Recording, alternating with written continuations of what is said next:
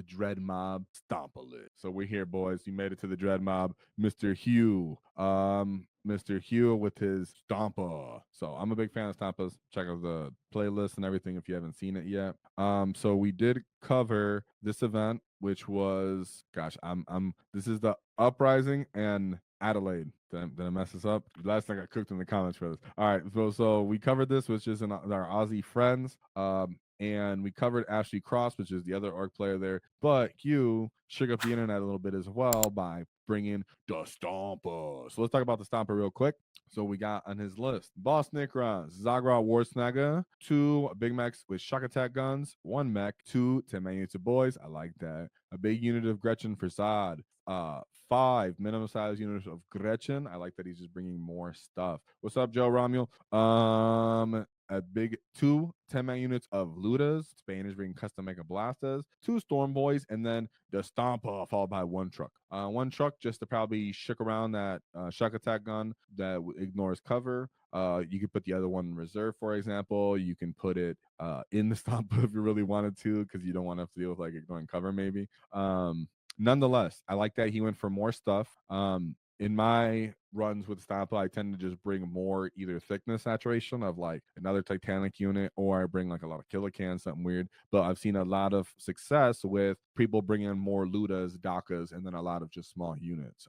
The one thing to remember with your Stompa is control the space around your Stompa, as he's likely to get killed at close to mid-range, if not just straight up combat, than something far away. So a lot of time people are really worried about your Stompa getting alpha striked on turn 1. Marines can do that to you. The armies can do that to you. But in all those other army situations, having a lot of grots, stuff to stand around, and then Lootas that can shoot people down range and continue the threat saturation of, hey, maybe my Stompa popped your transport, but now my Lootas can still reach down there and finish you off. And then absolutely Zod is an absolute definite choice. He's absolutely amazing and necessary when you're running the Stompa and Dread Mob itself.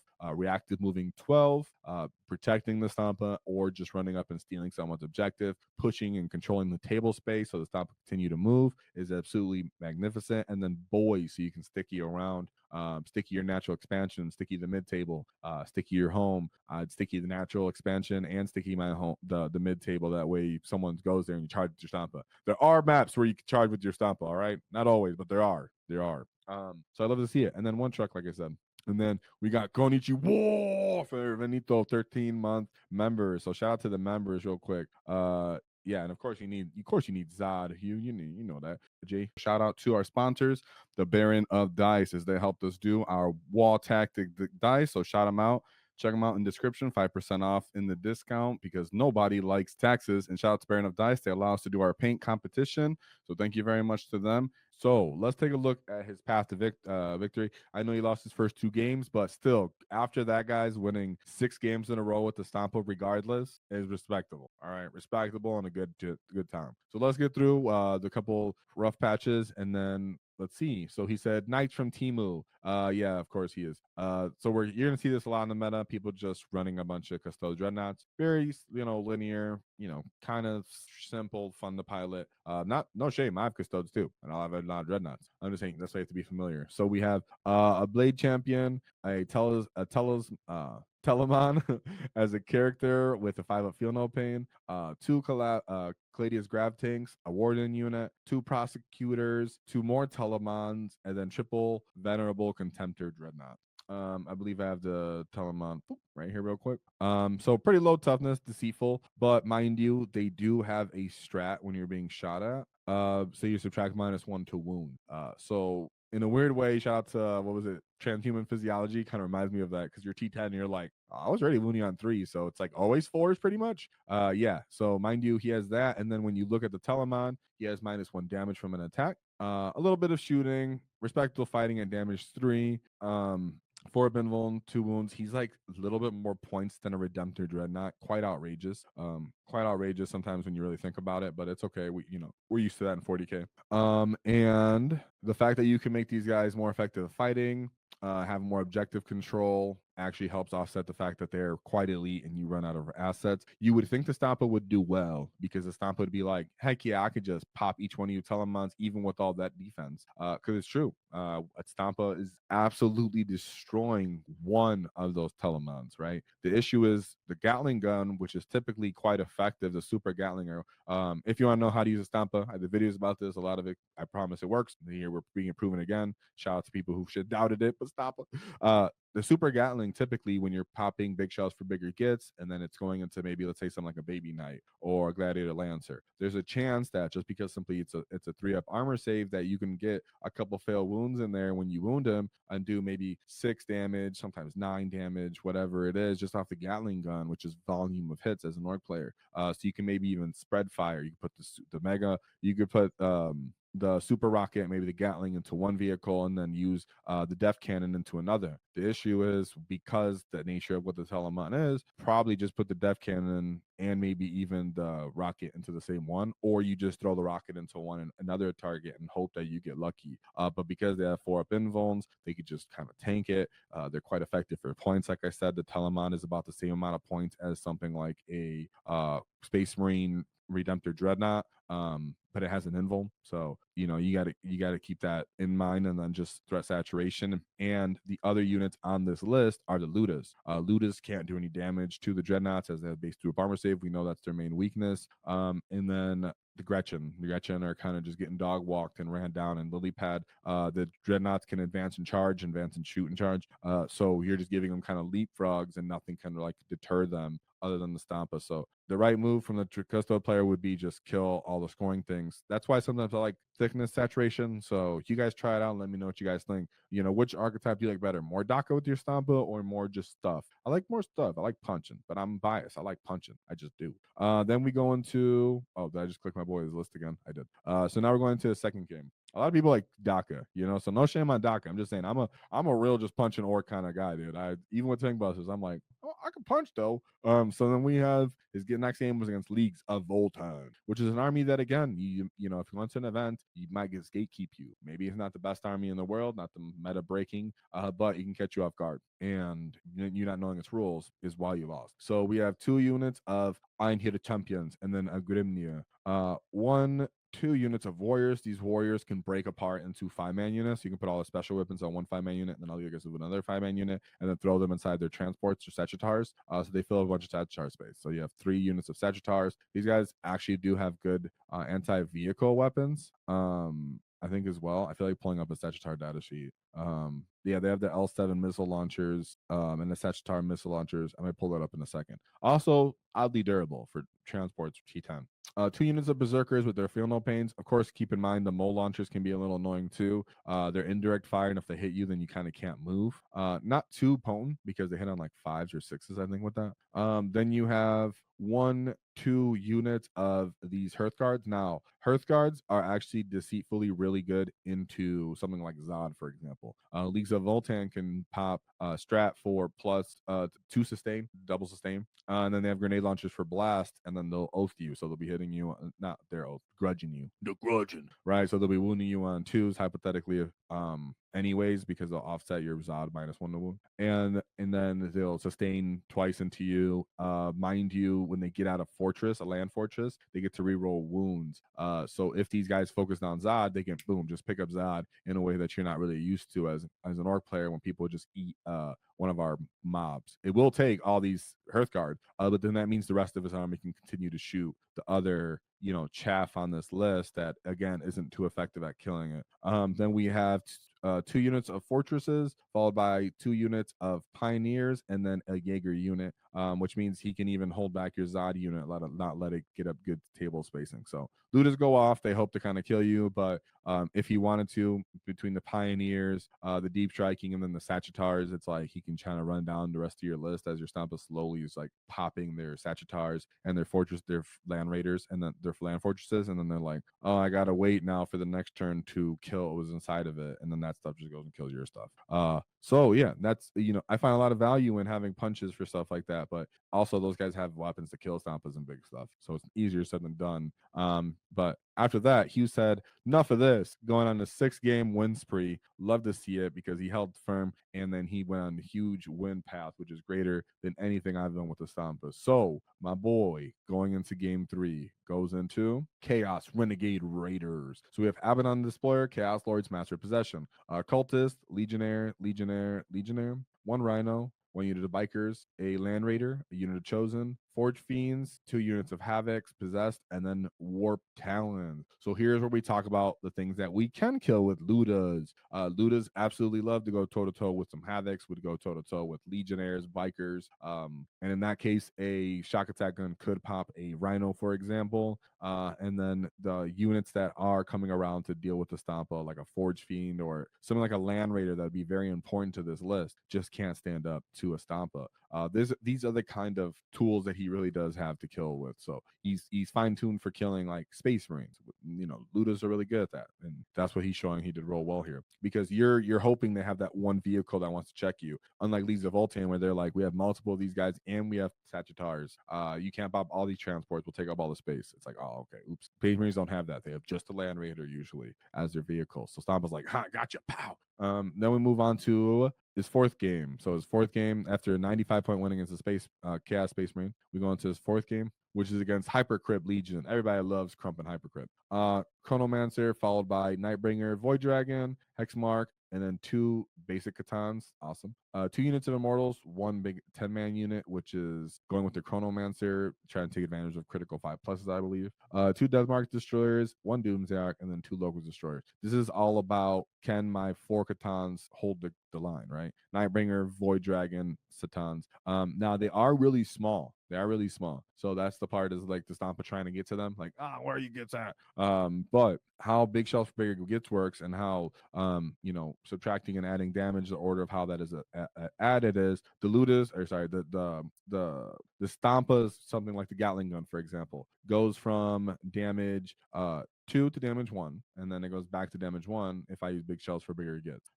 So then it's just damage 2, and you're putting volume on them, and you're wounding them on 4s, so you can end up just chipping that down, put multiple on different units. Lootas assist you in picking up Nightbringers in that case. Grots will just hold the line with OC and start flipping objectives on them. Do have to be careful of the Immortal unit and the Immortal plus the Void Dragon going into a Stompa. They could hypothetically get lucky, but very unlucky. Very, very, very unlucky. Boys for Sticky makes a difference in this too, and having more OC on boys. As they're like having to try to chew through all of your OC while you're flipping objectives, and your Stomp is picking up all their durable units that want to stand on an objective. So that'd be a fun game. So great job there. In 4th game, 93-point win there. 1, 2, 3, 4, and then we go into his 5th game. So just chewing through people with the Stomp, and then we have Death God. So another fun killing Marine army. I love to see it. So we have 2 units of Death Guard Terminators and Sorcerers, a Mortarion, and then Typhus. Morty is getting slapped by a Stompa 10 out of 10 times. 10 out of 10 times if you put all your weapons on him and you pop with the proper CP and you keep 1 CP in the pocket for re-rolling the amount of shots on your main gun and your damage, you're awesome. So then we have a Cultist unit, 2 units of Predators, 2 units of a Death Shroud. 3 units of Death Shroud. Ooh, excuse me. 3 units of Death Shroud, and then 2 units of Floated Bloat Drones, followed by 2 Brigands. Respectable list. Very respectable Death Guard list. This is what Death Guard players would consider one of their competitive assets. The Terminators can reduce damage by 1. Typhus can lead one of those other Death Shroud lists. The Predators will allow you to, this is a play company, you can get additional AP and reduce someone's armor save, so you can put a bunch of good, efficient Predator Destructor volume of fire from these tank platforms that sit in your backfield, and then Death Shrouds that are just great infantry. Yet this dude's just like, that's fine. I'm still murdering Morty, then I'm murdering each Death Shroud, and if you can get up and charge, you're crumping everything. Once you just kill Morty, and I'm telling you, I have gotten to the middle of the table with a Stompa before, not uncommon. You're just like, sure, dude, I'm just killing all this. And it matters. So I will say it does get a little questionable on what your Lootas can shoot at, because a lot of this stuff does too have a 2-up armor save.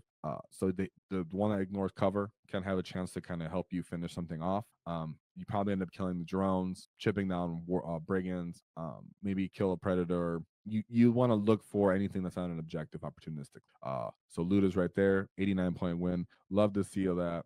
So much DACA, GZ. Yeah, right. The Death Guard player probably was freaking out. Like, what the heck is this, bro? Like, what the heck? Stompa, like, just the proper profile to just annihilate me.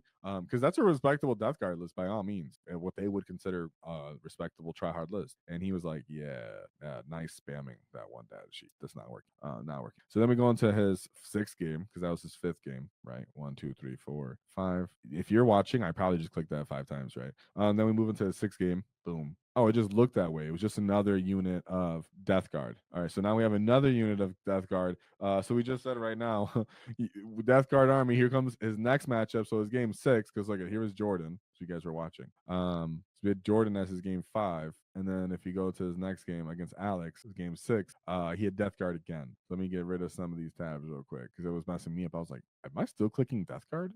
And I was. So for this one, he still has 2 units of sorcerers, but now he has Lord of Contagion and Mortarion, followed by Typhus. 2 units of cultists, still 3 units of Death Shrouds, max units, 2 Bloat Drones, and then 1 Poxwalker units for Morty, followed by 2 Brigands. Almost identical list, very similar, which means a very similar outcome, where he goes, Morty's actually not respectable at all in durability. And after that, I'll walk into the mid table and take your army, and you'll just not do anything about it. And it was fantastic. Love to see it. That was a 6th game. So let's see, a 78-point win there. Love to see what the mission was on that one. And then we move on to his last 2 games. So now he's on a streak, boy. He's on a streak with the Stompa. Then we go into his 7th game, which is against Adeptus Mechanicus. I don't know what the Helo Creed battle quite does. Could have looked it up. I would have forgotten before I watched the stream, before we started the stream. So we got Call, Skitari Marshal, and then 2 Manipulus, 1 Ranger unit, followed by 2 Vanguard unit. So they do have good data sheet abilities. As for I believe taking away your OC by 1 from I think the Rangers, so that's pretty respectable. And then we have 2 units of Doom Crawlers, followed by 1 big brick of Electro Priest. These guys are kind of cool. I think it's like 2 double sustain too. 1 unit of Cataphrone and Breachers. Onager Doomcrawler. Absolutely love this thing. Onager Doomcrawler. Pretty good into orcs. 2 units of Sky Stalkers, 2 units of Infiltrators, some Rust Stalkers, and then 2 Disintegrators, which is like their most effective gun platform. They just don't have the tools to deal with a Stompa, in my opinion. They do have a lot of units, which I could see being problematic if they have correct target priority, like if they go for all your Grots and all your Looters real quick. But in reality, they want to stick the Disintegrators and firing lanes, and the Doom Crawlers and firing lanes, because they want to get that heavy, and they want to stand still, and they want to shoot you kind of more effectively because the Admech doesn't shoot that well. They want Balasaria's Call as his kind of murdering aura where you can give reroll hits. Means that they were trying to come out and have a gunfight, and they're not going to win that against a Stompa, because Stompa is just picking up those tanks quite easily. Like I said, if you check out the video how to use the Stompa and then how to use Zod, and you can see he could just run up and flip primary objectives with Zod when he calls the go turn. Grots run up and start charging a bunch of units. Admech can't fall back and do things. So things would just go downhill for them quite well. And then Lootas do well into killing any of their units or being a good Overwatch unit. So love it. 93-point win there. Sleeper, how you have tools. He had really good tools into like Marines and like those low toughness armies, or just slow armies that want to take the damage. But a couple armies that are like good combined force, that was a little bit of an issue. Or in the Custodes aspect, it was like a skew where it's like Stompa was the only thing could kill everything on the list. Then that sucks. Then we go into this last game, which was against the Blood Angels. So we have Mephiston, Commander Dante, Phobos Librarian, Combi Weapon, and the Sanguinor. So I was supposed to show this earlier because it's supposed to be a good useful get, but I have Mephiston data sheet I was supposed to show earlier. So Mephiston's a kind of get. 4 of Feel No Pain, T5. Notice how he's T5, everybody else T4. That's kind of cool. 6 wounds, 2 up armor. Say, why does he have Terminator armor? He's a librarian. That's weird. And then a 5 up invuln. He's also a lone op. If someone tries to fall back, but they got to take a leadership test, or they remain stationary. Fights quite well. He shoots quite well with his psychic potential and D3 attacks, and then he is eligible to advance. Pretty cool. Who does he lead? Does he lead him? No, he's lone op. He didn't lead nobody. Why did I even ask? So anyways, we and the Sanguinor, the guy who jumps from space into you, which is hilarious. We have Intercessor and then 3 units of Assault jump packs everywhere on Blood Angels nowadays. Ballistus Dreadnought, Infiltrators, 2 Infiltrators, Reavers. Reavers are cool. You know, they make you take battle shots. I think within 3 and then turn off your OC, I believe. Or they just make it -1 within 3. I gotta check that. They're pretty cool. 1 unit of Sanguinary Guard, 1 unit of Scouts, and then 2 Vindicators. Respectable list like we've seen as well. Now, Vindicators, when you pop Armor, Contempt, and Smoke, they can pose a little bit of a problem to a Stompa. So we'll take most of the Stompa's commitment to kill it, but it's still killing it. Still killing it if you're popping the CP investment on this. And if you pop one of those Vindicators, he doesn't really have anything to deal with the Stompa anymore. He just has to kill the rest of your scoring allocations units and your small units that you have. So the mission would matter a lot in this one. Because he normally does have the ability to get into them. Can the Stompa run up and play to the middle of the table? I would like to know these things because he got a 91-point win. Only way I've seen that is when I can actually get my Stompa up the field. And so in this case, just off the top of my head, I'm thinking he did on this game. So shout out to Hugh with his Stompa list running 2 10-man units of Lootas, 5 minimum size units of Gretchin, 2 10-man units of boys, which I'm sure were very useful for scoring sticky objectives, getting in fights. 1 basic mech to act as your Stompa caveat, Snake Route to score for you, Lona, just jump around the battlefield. He's very important when you're playing like a Green Tide, or even sometimes Stompa version because you need something that can score for you and be really small. And then Zagrot Wartsnagger. He's like an auto take, in my opinion, in this detachment. So shout out to Hugh for your Dread Mob and your Stompa run. Very respectable. Whoa, Stompa. You guys thought I was playing when I was talking about how I like the Stompa when the Codex came out. Go watch those old videos. And people were like, nah, man, the thing's unplayable. That thing sucks. 800 points. I can't even get it on the table. And I was like, trust me, you guys can play and win games with it. You're not going to win an event necessarily, but you're going to do it well. You're going to have winning games, and people have been constantly doing it since the Codex dropped. So if you got a Stompa, put it together, start using it because it's actually playable right now in this edition, right now at this time. Don't waste any time getting stuck in lands. Be a cunning git and check out our new order markers that are in our store. So shout out to you gits being cunning. Help you guys get all the orders set on the table, nice and clean for all you gits to get stuck in. If you enjoyed the clip, check out the full video here. If you'd like to see more tactics, click here. Let's get stuck in, lads!